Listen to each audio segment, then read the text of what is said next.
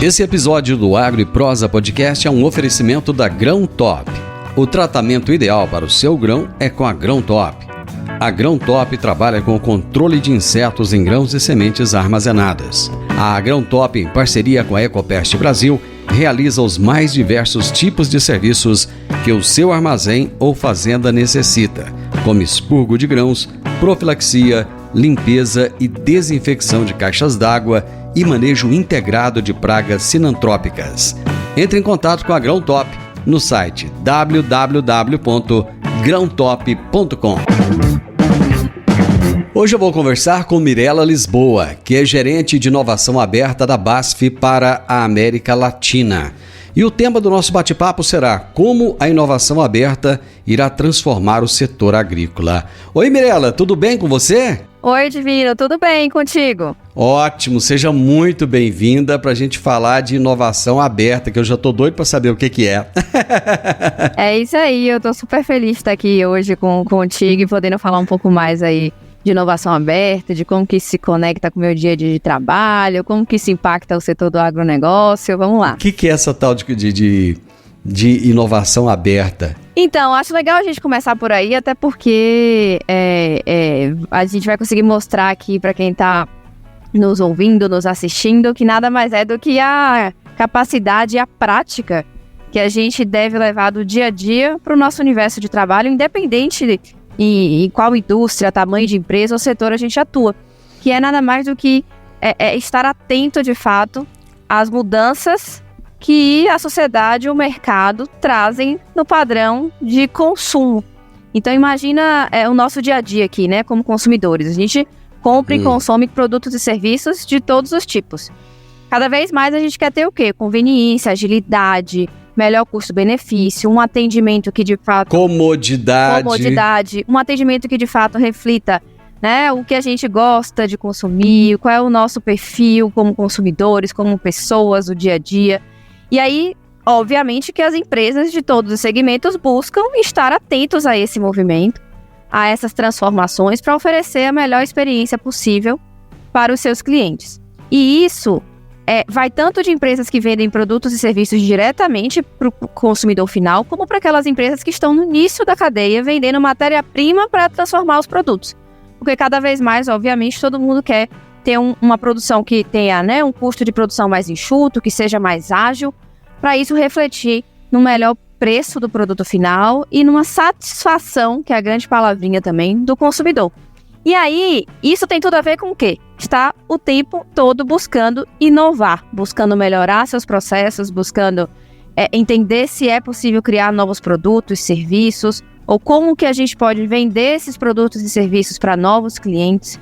E aí, onde que entra o Aberta? Entra o Aberta no momento em que as empresas entendem que é possível ter novas ideias, dialogando e colaborando não só com os colaboradores, mas também com clientes, com parceiros, com empresas de tecnologia, o que a gente chama das startups, né, que estão aí olhando as tendências e desenvolvendo novas tecnologias, com fornecedores, com a universidade. Então é sentar na mesa, entender quais são as dores ou as oportunidades de inovação, capturar essas ideias e aí dentro de casa trabalhar para que essas inovações de fato aconteçam e as empresas continuem sendo competitivas e continuem sendo buscadas pelos clientes.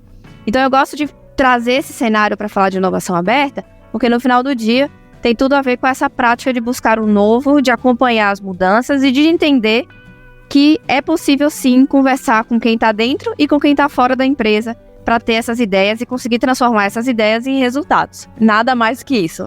Como é que você chegou até a BASF e já existia essa gerência de inovação aberta na empresa antes ou isso foi criado com a sua chegada? Vamos lá, essa história é curiosa e eu gosto bastante de falar sobre isso também, porque a minha trajetória profissional ela não é linear, né? Começa pela minha formação, eu sou engenheira química. Eita! E eu comecei, né, e acho que pelo sotaque, não sei se todo mundo vai acertar, mas eu já vou falar que eu sou soteropolitana, e isso não facilita também, mas isso significa que eu sou baiana, nascida em Salvador, né?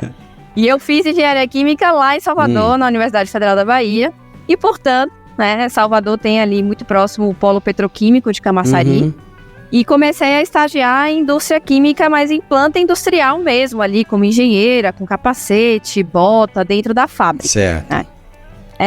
E aí, enfim, quando eu me formei, pela o que foi aparecendo realmente no caminho, as oportunidades que foram surgindo, eu vim para São Paulo, né? Fiz a viagem aí de ir para São Paulo, trabalhar com consultoria de gestão de negócios, ou seja, nada a ver com nada do que eu tinha estudado ou vivenciado até então, mas foi muito importante para eu conhecer mais dessas práticas de gestão, como que as empresas fazem negócios, como que a gente calcula custo, despesa, receita, todo esse outro lado, né? E aí, depois da consultoria, eu fui parar na BASF, né? Aí sim, 2017, ali entrei na BASF, mas para trabalhar com inteligência de mercado para as áreas químicas ainda. Então, imagina que até aí a inovação aberta e o agro não tinham aparecido de fato na minha vida profissional. Certo.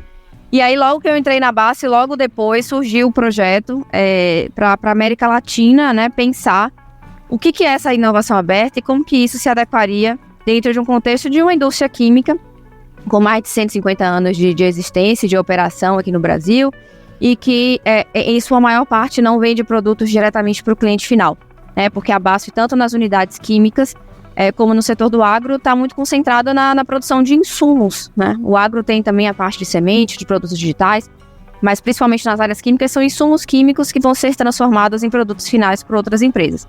E, além disso, a gente tem a marca da Suvinil, que eu diria que é a única marca mais próxima aí do consumidor final. Mas o que é isso dentro de uma empresa tão diversa em termos de negócios, tão grande, né, tão bem consolidada no mercado? Então esse foi o primeiro desafio, junto na época com o diretor de transformação digital, e ainda a nível corporativo, olhando para todos os negócios, né? E aí sim, foi a primeira cadeira que na época a gente chamava de desenvolvedora de ecossistemas digitais, que eu assumi, liderando a iniciativa do Hub de Inovação, né? O que é um Hub? É um espaço físico que concentra as iniciativas de ideação, de geração de ideias, de conversa com esses clientes, essas universidades, para essas inovações que acontecem dentro da companhia. E é um espaço físico que fica aqui em São Paulo, chama O Nono, porque fica no 9º andar do nosso prédio. Então, ali foi a primeira cadeira, né? E a gente começou a pilotar, ou melhor, testar o que seria a prática da inovação. E a prática principalmente da inovação aberta com os nossos clientes, com os nossos colaboradores, com as startups.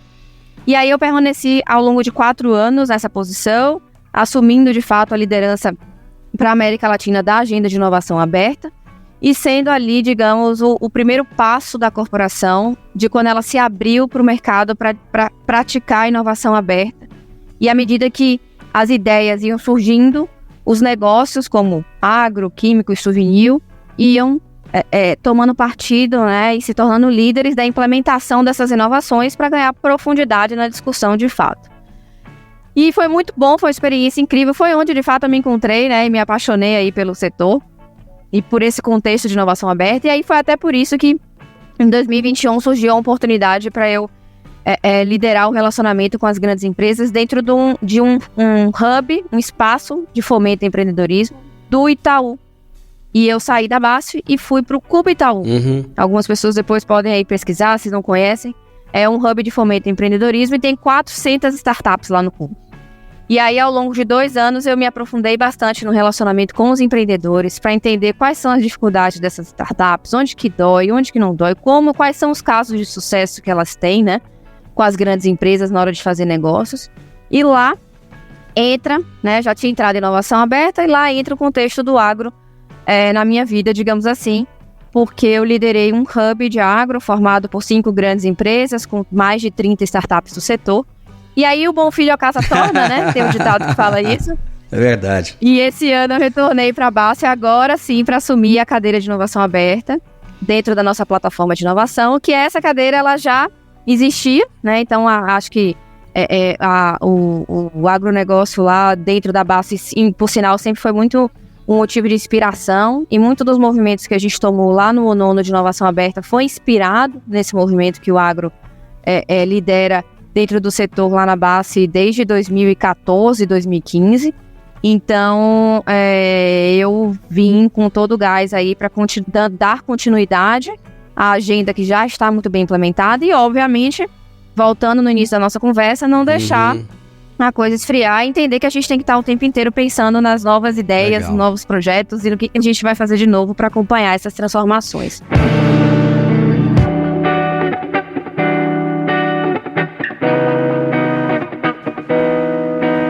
Vocês têm uma plataforma que se chama AgroStart. Quais são os objetivos dessa plataforma?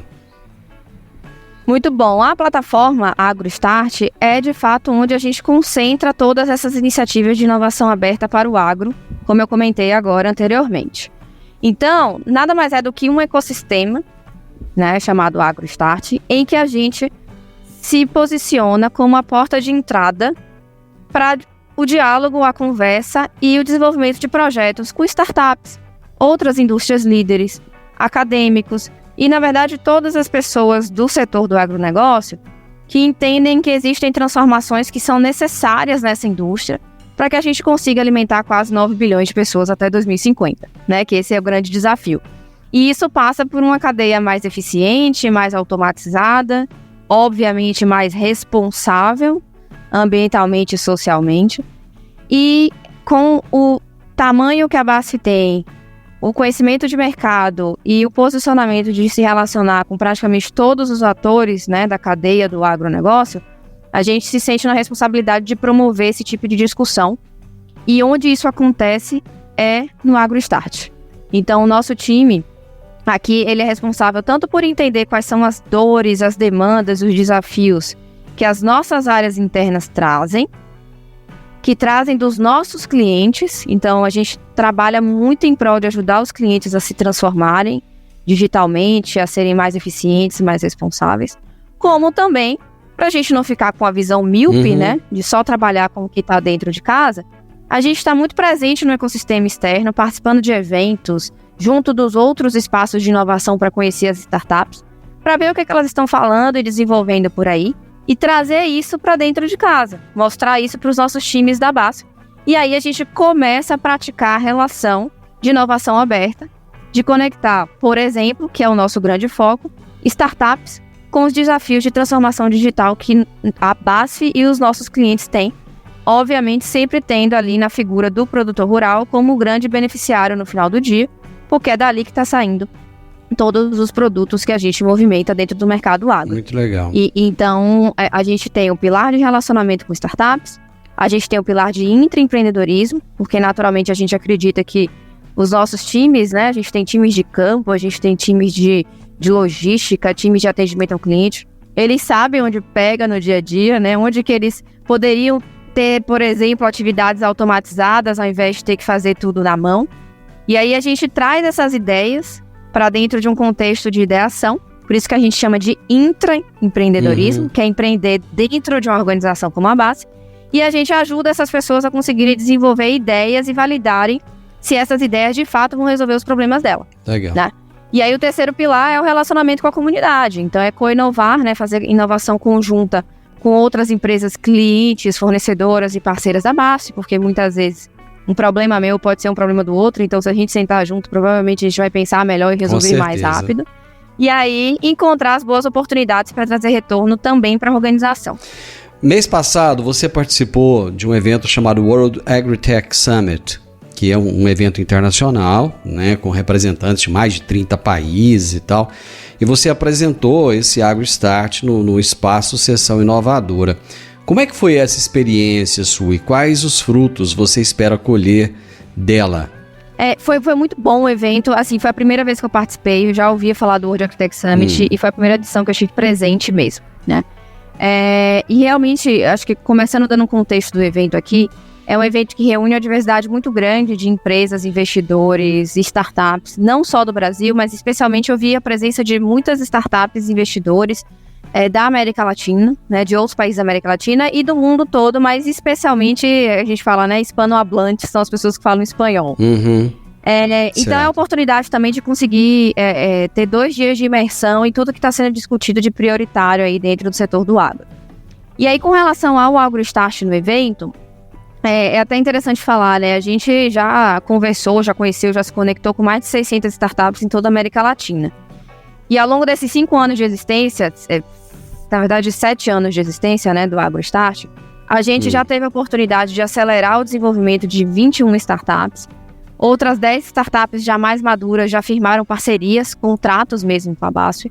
E aí a gente selecionou 3 dessas startups que eu comentei aqui agora para apresentar as suas soluções no evento e como que de fato a BASF apoiou o desenvolvimento dessas soluções. E aí a gente tem vários casos, né? A gente tem casos de startups que, por meio do acesso à infraestrutura de testes da BASF, às fazendas experimentais, aos nossos clientes, conseguiram desenvolver um produto que elas tinham uma ideia e conseguiram comprovar se aquele produto de fato resolve a dor, né, que elas estavam propondo. E outras startups que já estavam estabelecidas no mercado, mas que tinham na BASF ali um potencial grande cliente. E o contrato traz muito resultado para a startup e naturalmente para a BASF. Então é uma relação ganha-ganha. E aí a gente apresentou, né? Então a gente levou a Tebit, a Smart Agri e a Solena. E os 3 empreendedores foram para o palco apresentar as soluções e como que a BASF apoiou. O que para o empreendedor é muito importante porque ali tinham os principais tomadores de decisão de várias empresas. Sim, então imagina outro líder, uma liderança de uma outra indústria ouvindo a apresentação de uma startup que tem um negócio feito com a BASF. Isso é uma super chancela, né? Uma super marca de aprovação ali. E além disso, também poder encontrar pessoas de outras empresas, a gente ter momentos de ideação juntos, fazer conexões, que eu acho que é super importante. E aí, a partir de agora, direcionar o que a gente vai conseguir, de fato, implementar e evoluir em parcerias, tanto com startups que a gente conheceu lá, como com as empresas também que a gente se conectou.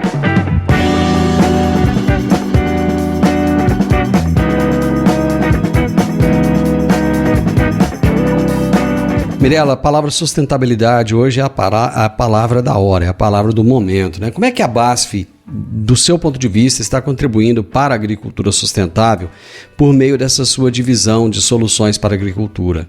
A estratégia global da BASF, né, a gente pode falar, ela tem foco no agricultor e, de fato, nos sistemas produtivos. E aí, com isso, isso traduz muito a centralidade na nossa estratégia em apoiar com que esses sistemas produtivos, eles deixem um legado, né, importante para a sociedade e, obviamente, tenham longevidade. E aí, para isso, a BASF acredita no equilíbrio perfeito entre essa produção e essa necessidade de alimentar essa população cada vez crescente, mas naturalmente garantindo os princípios de sustentabilidade e as práticas sustentáveis. E aí, até pelo papel que a BASF representa, né, de ser uma das maiores empresas químicas do mundo, o compromisso vai junto com a centralidade, com a sustentabilidade, né, ela vai junto com a centralidade no cliente. E aí tem diversas iniciativas para integrar esses critérios de sustentabilidade nas decisões de negócios. E, naturalmente, essas iniciativas estão em linha com trabalhar junto com os produtores, profissionais agrícolas, para entender melhor quais são as necessidades do setor e como que a gente pode apoiar o desenvolvimento de soluções mais adequadas e sustentáveis. A gente também, já que a gente tem acesso a conhecimento, capacitação, a gente oferece programas de treinamento e capacitação aos nossos clientes, aos produtores, para que eles consigam também adotar práticas mais sustentáveis. E aí, quando a gente olha para dentro de casa, todo um olhar de portfólio de produtos, uso de fontes de energia renovável, como que a gente, né, aproveita o nosso conhecimento também para reduzir a pegada de carbono e trabalhar para que os nossos fornecedores também atendam os mesmos padrões. Porque parte do princípio de que a gente acredita de que para a cadeia se tornar cada vez mais sustentável, não adianta só a BASF olhar para isso e trabalhar o seu portfólio e os seus serviços. A gente tem que garantir que fornecedores e clientes caminhem juntos. Então, tem algumas iniciativas que caminham junto com as iniciativas comerciais. A gente tem a própria Fundação EcoMais, que é uma fundação da BASF ali, né, patrocinada pela BASF, que de fato oferece serviços e soluções para que os clientes e as empresas em geral consigam se tornar mais sustentáveis. E uma série de outras iniciativas aí que caminham junto com o negócio, fazendo com que esse tema não seja secundário, né? Ele caminhe junto com o resultado que a companhia obtém. Bom, a gente vive um cenário macroeconômico bem complexo, né? Agora nesse ano de 2023. Assim, quais você acha que são os desafios específicos que você espera enfrentar nesse cenário e como você pretende lidar com eles? Eu vejo 2 desafios bem grandes, assim, né? Que inclusive vêm sendo bem discutidos esse ano. Quando a gente olha, por exemplo, para o tema de mudanças climáticas, a gente sabe que isso tem um impacto significativo na produção agrícola.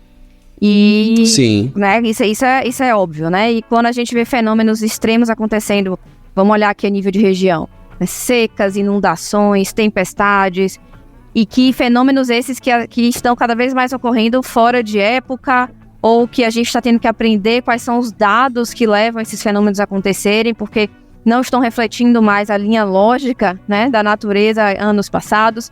A gente sabe que isso afeta a colheita, isso aumenta os custos de produção, e tem sido feito um trabalho coletivo aí, e aí volta aqui no nosso tema da inovação aberta, né? Como que a gente cada vez mais tem visto as empresas, os produtores, todo mundo sentar para entender quais são as ações corretivas ou, de fato, o que a gente precisa fazer para poder minimizar esses fenômenos climáticos e, principalmente, os impactos que eles causam. E aí, mais uma vez, isso conecta também com o tema da prática sustentável. E aí a gente vai para o lado econômico-político, que para mim é outra linha, né, desses desafios impostos nesse ano. E aí volta também na pressão de preços no final do dia. Então, quando a gente olha custo de insumos por conta dessa realidade da situação da guerra na Europa, especificamente ali a situação da Ucrânia, quando a gente olha como que isso afeta as relações globais entre os países, produção, exportação, importação de insumos, naturalmente isso cai, né, incorre aí na pressão de preços dos produtos finais, ou seja, afeta a cadeia como um todo, e isso afeta negativamente a rentabilidade, sustentabilidade das operações também, porque você acaba tendo um custo logístico maior, um custo de produção. Tem a questão da matriz energética, né, e isso é uma realidade muito específica de país para país. Então, quando você tem um desequilíbrio de um lado, você pressiona a produção energética do outro. Então, para mim, essas duas são as principais linhas aí de impactos que, se a gente parar para pensar bem, são temas que são sempre discutidos nos últimos anos, mas eu acho que agora a gente está com a situação dada, né? A gente está dentro da situação e as empresas estão cada vez mais tendo que praticar essa inovação e essa criatividade para tomar decisões rápidas sobre o que precisa ser feito para minimizar esses impactos. E aí eu, como profissional de inovação e transformação digital, não posso deixar de falar da terceira linha, que é a própria tecnologia e sua constante evolução. Tem tudo isso acontecendo no mundo, mas está surgindo o ChatGPT, versão A, B e C, mais de não sei quantas ferramentas de inteligência artificial, e a gente precisa acompanhar e saber o que está acontecendo nessas evoluções, né? E aí, com a evolução constante e cada vez mais rápida, não é só a indústria, né? Os produtores também precisam se adaptar para acompanhar o progresso, para não ficar atrás desse progresso. E o que a gente vê é que existe uma preocupação de ponta a ponta em estar preparado para identificar quais são essas mudanças e tomar decisões rápidas para tanto tirar proveito, né, daquelas tecnologias que de fato trazem eficiência, como também, obviamente, garantir o sucesso e a sustentabilidade das operações. E aí, mais uma vez, para mim é aí que entra o grande papel da BASF de ajudar esses produtores a conseguirem responder a todas essas perguntas aí que essas transformações tecnológicas trazem. Quisera eu poder falar bonito e assim, como você fala. Adorei, obrigado, foi show. Que bom. Parabéns, você tá aí realmente porque você é competentíssima e essa juventude ajuda muito nesse momento de inovação, de mudanças. Obrigado do fundo do coração, foi um bate-papo memorável, adorei. Obrigado. Tudo que é bom passa rápido, né, Divino? Obrigada pelo convite, foi muito bom. Mirela, um abraço pra você, viu? Tchau, tchau, um abraço. Tchau, eu conversei com a Mirela Lisboa. Gente, que prosinha boa essa, viu? Aquela prosa que passa rápido e a gente nem vê. Ela é gerente de inovação aberta da BASF para a América Latina. E nós falamos a respeito de como a inovação aberta irá transformar o setor agrícola. O podcast Agro e Prosa tem o objetivo de falar do agronegócio de forma fácil, simples e descomplicada. Diariamente conversamos com os maiores atores do agro e abordamos os mais diversos assuntos de interesse de produtores rurais, técnicos, pesquisadores, profissionais da área e simpatizantes do agronegócio. Se você gosta do nosso podcast, Então você pode nos ajudar, é muito simples. Basta seguir-nos nas principais plataformas de streaming e também no YouTube. Se você deixar um gostei, compartilhar os episódios e deixar um comentário, já vai nos ajudar muito a dar relevância tanto ao podcast quanto ao canal. E o mais importante de tudo, nos siga para receber notificações de novos vídeos e episódios. Um grande abraço para você e até a nossa próxima prosa.